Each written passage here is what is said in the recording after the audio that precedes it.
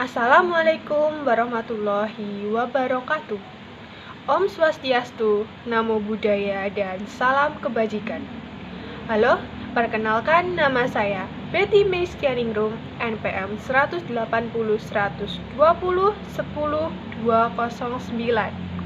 dari Fakultas Ekonomi dan Bisnis, Program Studi Manajemen. Dulu, saya pernah berpikir dari mana dan bagaimana bahasa Indonesia itu bisa ada. Apakah dari teman-teman juga pernah ada yang memiliki pikiran yang sama?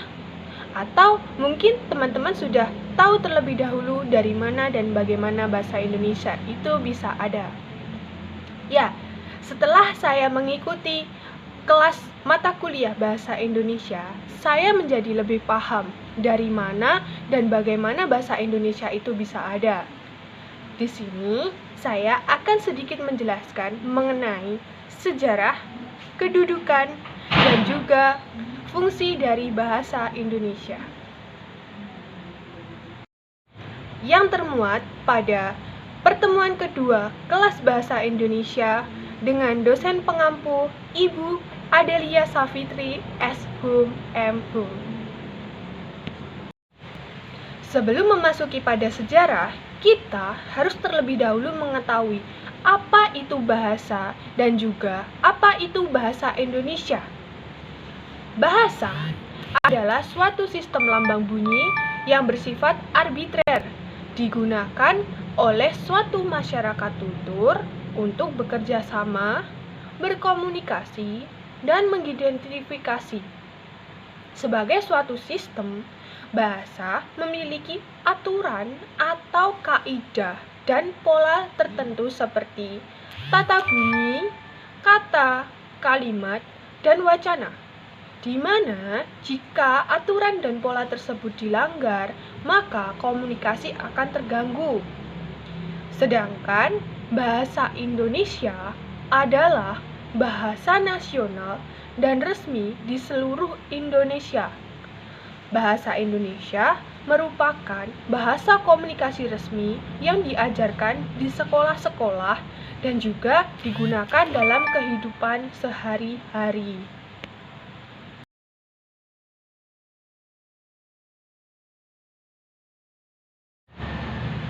Masuk pada sejarah. Sejarah awal mula munculnya istilah bahasa Indonesia ialah dibawa oleh James Richardson Logan, yaitu seorang advokat dan juga murid dari George Winthrop Earle, seorang penjelajah yang terkenal dengan bukunya yang berjudul The Eastern Seas. Bahasa Indonesia sendiri pertama kali dibahas dalam Journal of the Indian Archipelago and Eastern Asia pada tahun 1847. Pada tahun 1850, di jurnal asuhan Logan, Earle mengusulkan dua nama, yaitu Indonesian dan juga Melayunesian, di mana menurut Earle, Melayunesianlah yang paling cocok untuk digunakan.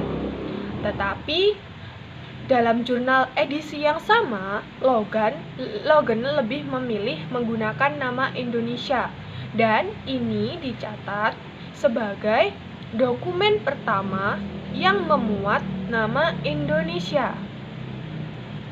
Nama Indonesia sendiri terdengar sampai di telinga para etnolog lainnya, dan hal ini membuat nama Indonesia semakin populer di Eropa. Sedangkan di Indonesia sendiri, bahasa Indonesia pertama kali digunakan pada Sumpah Pemuda tanggal 28 Oktober 1928 yang berbunyi, "Kami, putra dan putri Indonesia, mengaku bertumpah darah yang satu tanah Indonesia.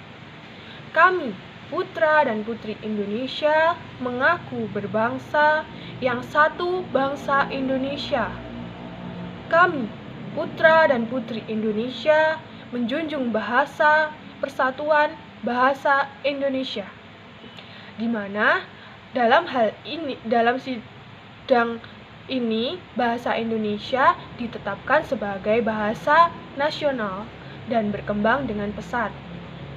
Bahasa Indonesia sendiri berasal dari bahasa Melayu Riau, di mana bahasa Melayu dikenal sebagai bahasa yang sederhana, baik bentuknya maupun susunannya, mudah menyesuaikan diri dengan bahasa pendatang, dan tidak mengenal tingkatan-tingkatan bahasa, di mana hal ini lebih mudah untuk digunakan dalam kegiatan maupun komunikasi sehari-hari.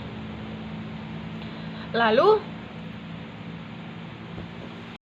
dalam hal ini, bahasa Melayu Riau yang digunakan telah diadaptasi dan disesuaikan dengan bahasa Indonesia yang baku. Lalu, apa saja sih faktor pendukung perkembangan bahasa Indonesia di Indonesia? Nah, ini dia. Faktor pendukung dalam perkembangan bahasa Indonesia adalah pemakaian bahasa Indonesia dalam karya-karya pujangga baru pada tahun 1933, sastrawan dan budayawan pada masa Jepang dan setelah merdeka memiliki dorongan untuk mandiri dalam berbagai aspek, termasuk menggunakan ejaan yang telah disempurnakan atau EYD pada tahun 1972, dan juga Pedoman Umum Ejaan Bahasa Indonesia atau PUEB pada tahun 2017. Bahasa Indonesia juga dipengaruhi oleh bahasa-bahasa daerah. Sebagai contohnya yaitu nyeri, atau dalam bahasa Indonesia memiliki arti sakit, yang dimana nyeri ini berasal dari bahasa Sunda. Lalu ada juga lugu, atau dalam bahasa Indonesia memiliki arti polos, yang dimana bahasa lugu ini berasal dari bahasa Jawa.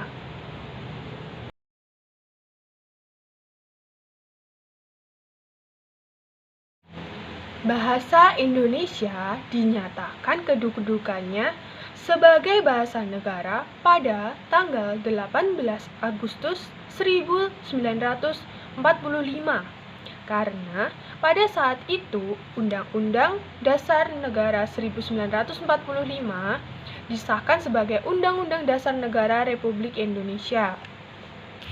Di dalam Undang-Undang Dasar 1945 disebutkan bahwa bahasa negara adalah bahasa Indonesia, terdapat pada pasal 36. Bahasa Indonesia sebagai bahasa nasional ialah sebagai lambang kebanggaan nasional, lambang identitas nasional, alat pemersatu, dan juga alat penghubung budaya daerah. Sedangkan bahasa Indonesia sebagai bahasa negara ialah digunakan dalam pidato dan acara resmi negara, sebagai bahasa resmi dalam kegiatan pendidikan nasional, dan juga sebagai penghubung antar lembaga pemerintah dan penyebaran informasi.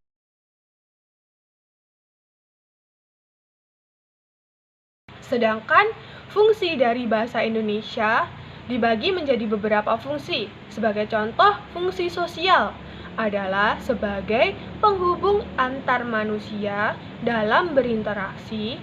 Fungsi kultural menunjukkan ciri khas daerah dan digunakan untuk mewariskan kebudayaan. Dan yang terakhir adalah sebagai fungsi penalaran, digunakan sebagai media dalam berpikir dan menyampaikan pemikiran. Sebelum saya akhiri penjelasan ini, di awal saya sedikit menyinggung bahwa bahasa Indonesia bersifat arbitrer. Apakah ada teman-teman yang tahu apa itu arbitrer? Ya, yang dimaksud arbitrer adalah tidak ada hubungannya antara lambang bunyi dengan realitas yang dilambangkan, atau sesuai dengan konvensi atau kesepakatan.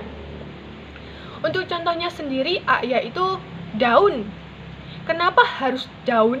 D-A-U-N, tidak duan atau danu? Ya, hal inilah yang disebut dengan konvensi atau kesepakatan yang telah disepakati oleh nenek moyang kita.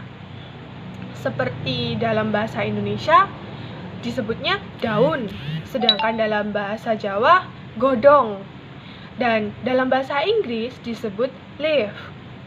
Nah, itu tadi mengenai penjelasan bahasa Indonesia dari saya. Semoga mudah dipahami dan mohon maaf bila ada salah kata. Bangga berbahasa Indonesia.